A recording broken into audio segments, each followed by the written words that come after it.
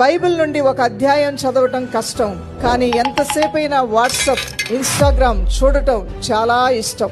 2 గంటల సమయం ప్రార్థనకు కష్టమైన పని, కానీ 2 గంటల సినిమా బోరింగ్ గా ఉండదు.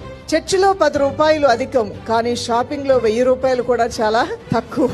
ఆరాధనలు సర్వసాధారణంగా విచారంగా బోరింగ్ గా అనిపిస్తాయి కొంతమందికి, కానీ టీవీలో కామెడీ ప్రదర్శనలు వింతగా, ఆనందంగా, విచిత్రంగా, హ్యాపీగా అనిపిస్తుంటాయి.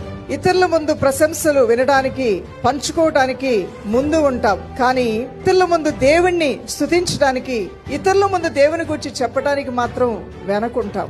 రోజు టీవీ సీరియల్ శీర్షిక కోల్పోకూడదు, కానీ వీక్లీ బైబిల్ స్టడీకి సమయం మాత్రం లేదు అంటాము. చర్చిలో చివరి సీట్లో కూర్చుందాం అనుకుంటావు, కానీ లోక సంబంధమైన కార్యక్రమాల్లో ముందు సీట్లో ఉండాలని కోరుకుంటూ ముందుకు వెళ్తూ ఉంటావు. పాఠశాల లేదా కార్యాలయం కోసం సమయానికి వెళ్తాం, కానీ చర్చి సమావేశానికి లేటుగానే వస్తాం. ఆసక్తిని కనపరచాల్సిన నువ్వు ఈ రోజు నీలో ఆసక్తి పోయింది. ఆ మొదటి ప్రేమ పోయింది. ఆ బైబిల్ చదవాలంటే బైబిల్ అలా 10 సార్లు చూస్తావు, పక్కన పెడతావు, కానీ ఒక్క అధ్యాయం నువ్వు చదివిన రోజు లేదేమో. చదువుతున్న వారు ధన్యులు, చదవని వారు ఏంటో మీరే చెప్పుకోవాలి. నువ్వు గ్రహించుకొని నా స్థితిని మార్చు ప్రభు అని నువ్వు ప్రార్థన చేసుకోవచ్చు.